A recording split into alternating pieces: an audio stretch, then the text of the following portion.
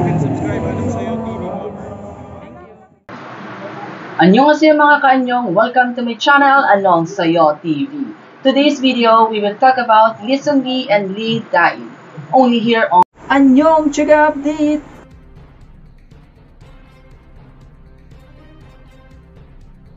Lee Seung-gi and Lee Da-in hold their wedding ceremony.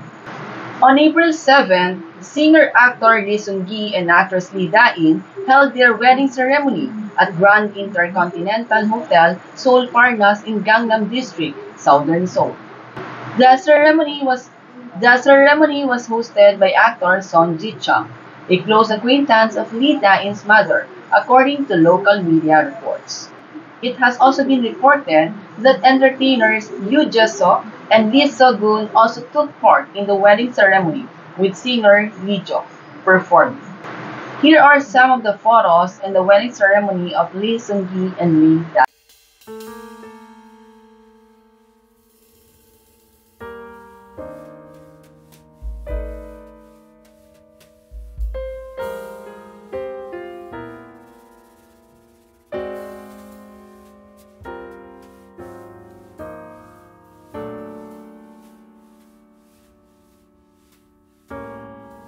Lee Seung-gi and Lee Da-in have been in a relationship for 3 years, since May 2021. That was revealed by Dispatch. That's it for today's Annyeong Chuga Update. What can you say about this? Comment your thoughts below. And then please like and subscribe sa Anong Sayo TV ko.